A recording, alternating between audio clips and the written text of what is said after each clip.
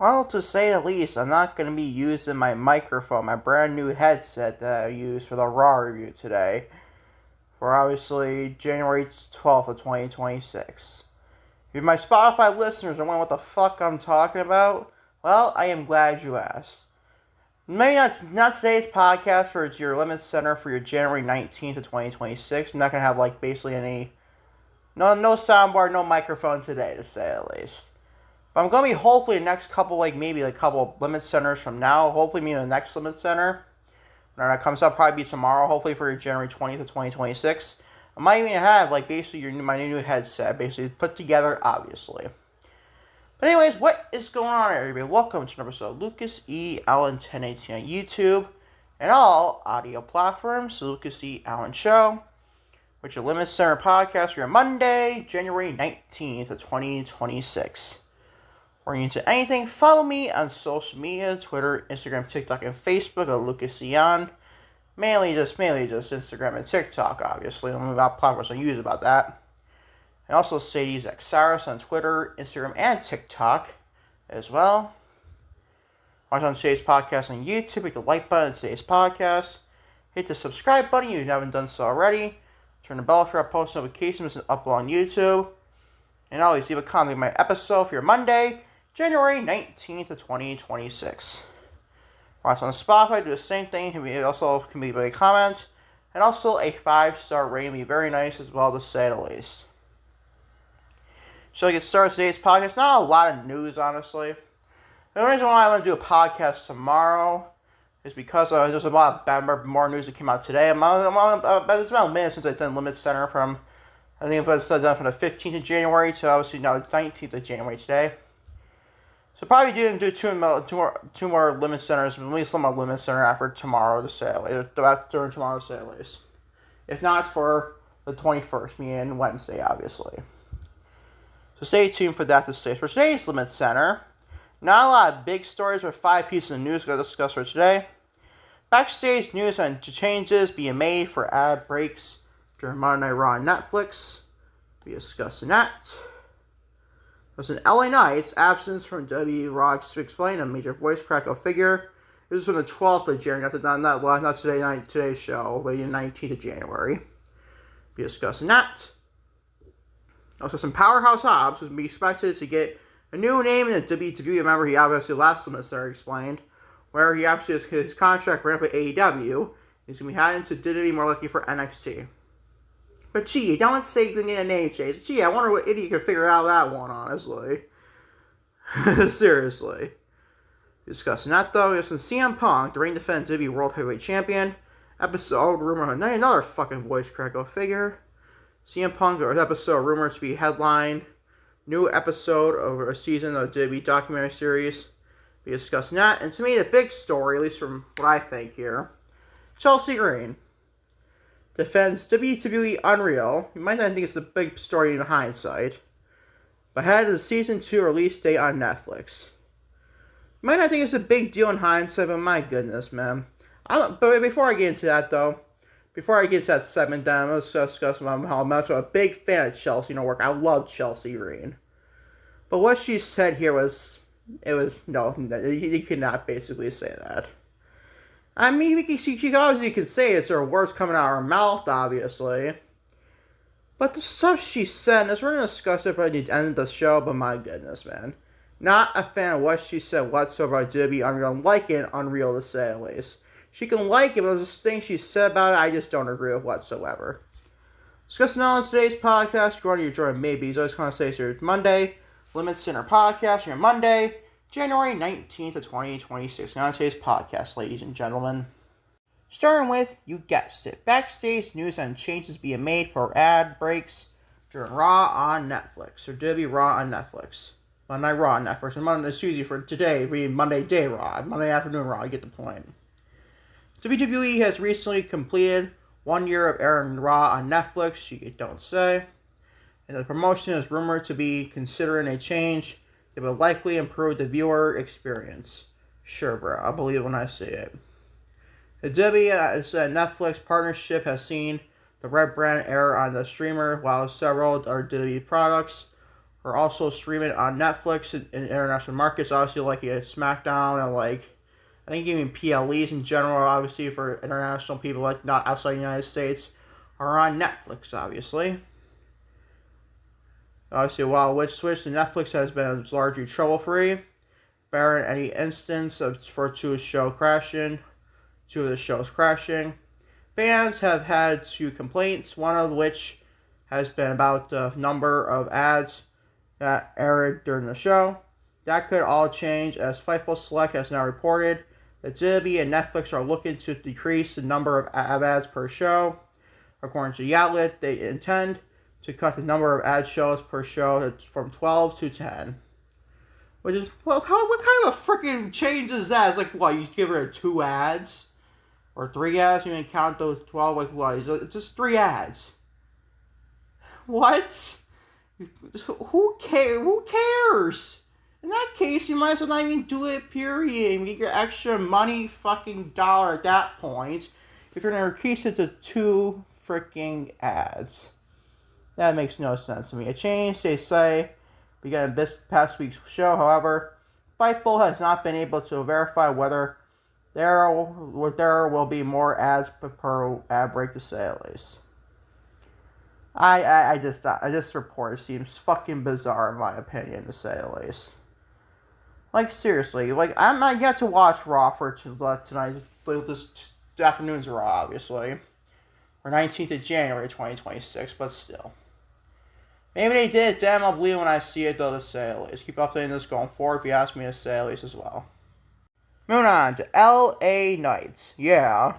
Absence from WWE Raw explained. I can't get over that, man. I can't.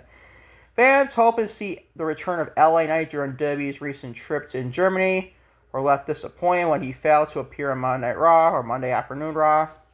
The show, which emanated from Delusov, I think it's a fucking, I don't know how they said it, honestly, for the review.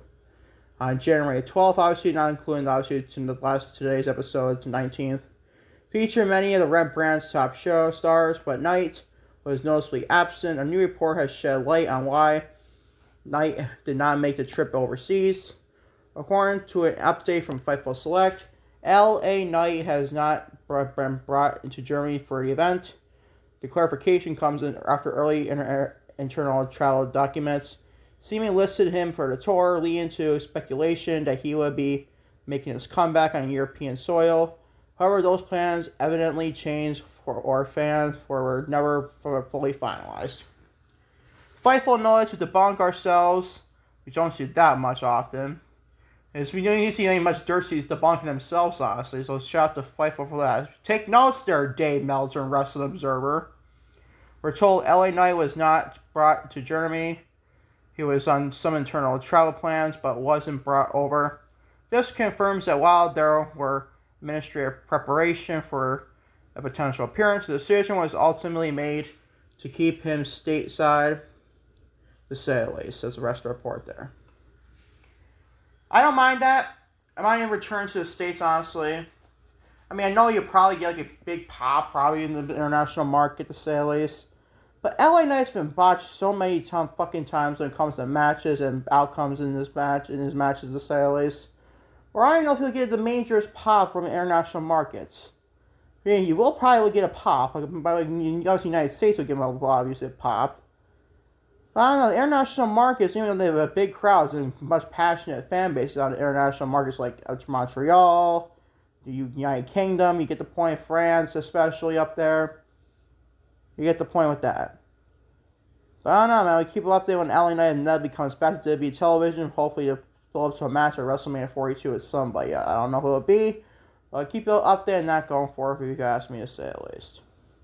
Moving on to Powerhouse Hobbs expected to get a new name in the WWE when he makes his debut on NXT or main roster. Gee, you don't say. As noted earlier, Powerhouse Hobbs is expected to join WWE following his expiration on his contract with All Elite Wrestling, obviously AEW.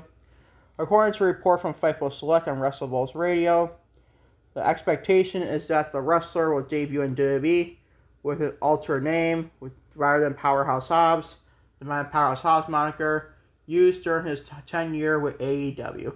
Like I said, you don't say.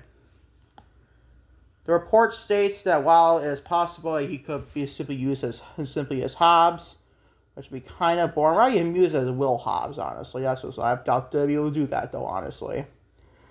An alteration, or alteration, to his name is considered likely. WWE frequently renames talent entering the company to secure intellectual property rights to trademarks or merchandise purposes. Obviously, you don't know about that stuff. This practice ensures the company retains ownership of their character name, which is fucked up if you ask me. That's WWE for you, obviously. Example of talent renamed upon entering the WWE system include Gunther, who's a former Walter, obviously. Braun Breaker, Kevin Owens is formerly known as Kevin Steen, and Sami Zayn, ever known as El Generico. Which I you know how much I hate that type of pettiness, man. I hate that pettiness from WWE. But you expect it from them, honestly. About not me in AEW with Powerhouse Hobbs. I wasn't like a true fan of the Powerhouse Hobbs name as all. Rather just be called Will Hobbs, and his name was before one of the Powerhouse Hobbs. That's just me, honestly. Maybe it'll be a Will Hobbs. Maybe it'll just be known as Hobbs. The Hobbs name is not as bad, but still, if you could come up with something like completely different, like with Mariah May and Blake Monroe. Oh god, man, I might be kind of a pissed off, man. I mean, I love Blake Monroe, one of my favorites. It's not so much of a big deal. In hindsight, I'm still not over that freaking name, man. I know she's got the glamour gimmick. I still love that woman passionately. She's a great pro wrestler, love her, one of my favorites in all of NXT. To say at least, probably my favorite in NXT, minus JC Jane. I might be more of a fan of Blake than JC Jane. It's a different conversation for another day. You can probably have again Powerhouse Hobbs, a different name, obviously, and what it'll be. I don't know. Keep it updated going forward. Going to have a debut in WWE. Hopefully on NXT, like I mentioned in the last LimitsCenter for January 15th of 2026. We'll check it out if you just missed that to say at least. Alright, so CM Punk, the reigning defending WWE World Heavyweight Champion. Episode rumored to headline new season of WWE documentary series. WWE World Heavyweight Champion CM Punk may not be keen on WWE Unreal on Netflix. Which next for the final segment of this podcast, discussing Chelsea Green defending the Unreal to say at least. But he's reportedly set to be in a subject of another WWE documentary series.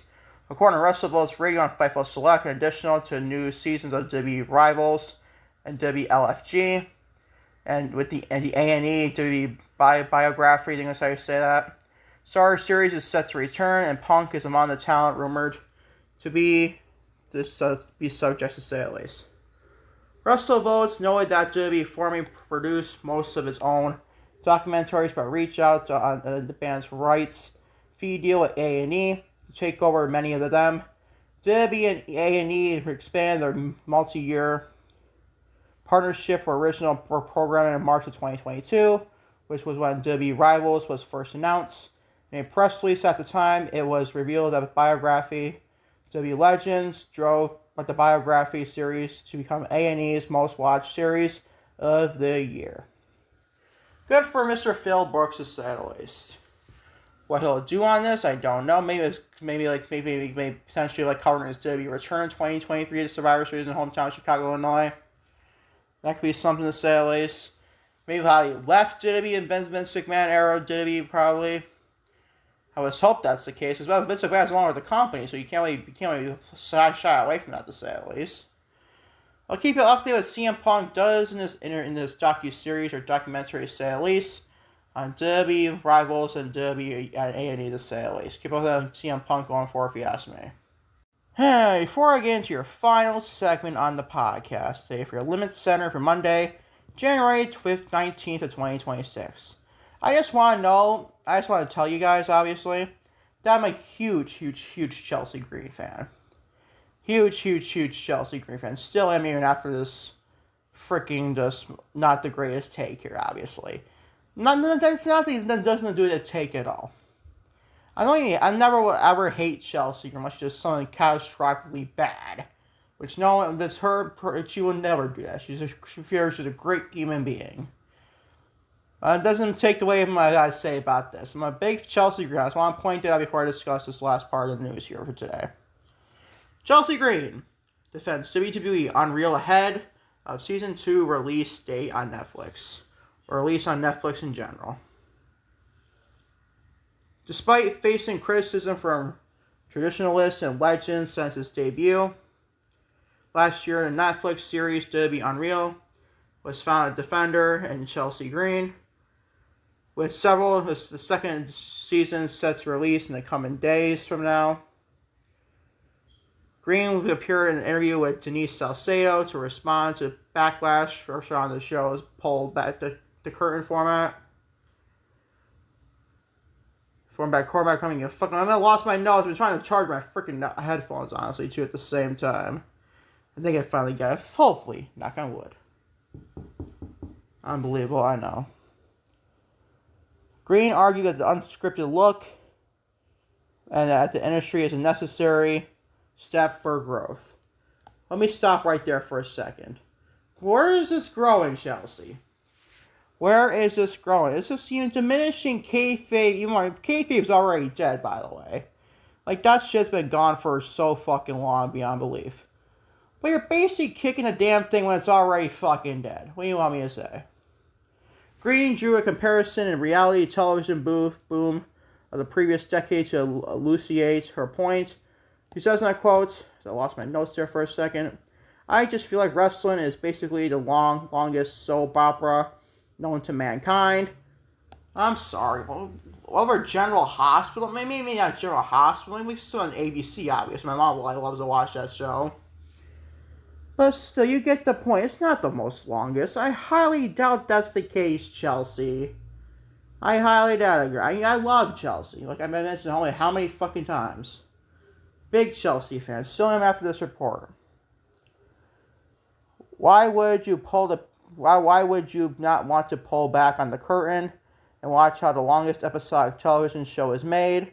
I don't understand. Total Divas was one of my best shows on E! And you wonder why people don't like it, because Total Divas, I'm sorry, I couldn't care about Total Divas. I'm an avid women's wrestling fan, but even I couldn't give a fuck about Total Divas, honestly. A lot of the women I like on there, like obviously like Nikki Bella, Naomi was on there a couple times, obviously a lot. Like, I love Natalia to death. Naomi is one of my favorites in women's wrestling, obviously. But still. I don't understand Total Divas, obviously read that, obviously. So, the proof is in the button. We do like when the curtain is pulled back. So, we do like an inside look. Oh, good for you, Chelsea. Well, I don't. Most fans do not. Most fans do not. Green acknowledged the desire to protect the secrets of the business, but insisted that wrestling must evolve to be taken seriously by the broader entertainment world. She highlighted the industry's struggle to find acceptance in both the sports and acting communities. She says, and I quote, I think that it's just this funny balance of people wanting to protect the business, but we've got to progress forward, and unscripted reality TV isn't progressing forward. Pulling the curtain back is pressing forward, showing especially the entertainment industry that we both belong. Just because, I get it, sports entertainment, obviously, but you don't need to expose the freaking business at the same time it's already been exposed time and time again. Because I think we've been the black sheep, end quote, she says there. She continued by detailing the specific inclusions wrestlers face. Sports doesn't want to claim us, so you see that's not necessary at all for the forefront of the ESPYs or things like that, right? Yes, you do. You literally stand with own WWE award about that. I mean, yeah, at the forefront, yes, but still, you have your own award. What more do you fucking want?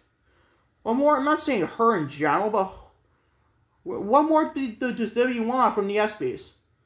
They already have their own deal for the PLEs for ESPN / ABC. Disney, you get the point. So what more do you fucking want? Nobody's ever going to want to cover wrestling unless you're a ready to stand wrestling fan like me. Whatever, I guess. We're not really on Sports Illustrated all the time. You know, they have their own fucking PWI awards, too. Like, they only realize with that stuff, Chelsea, do you? I know, they also get... John Alba's on how many freaking Sports Illustrated podcasts on that platform. Come on, Chelsea. Come on. And then Hollywood is like, yeah, you're not a TV show. You're not real actors. We're not like going to be a part of a SAG union and things like that. Ultimately, Green believes that the exposure from the major platform like Netflix outweighs the negatives. How? How, Chelsea? How does it outweigh the negatives? It really doesn't if you think about it. It really doesn't.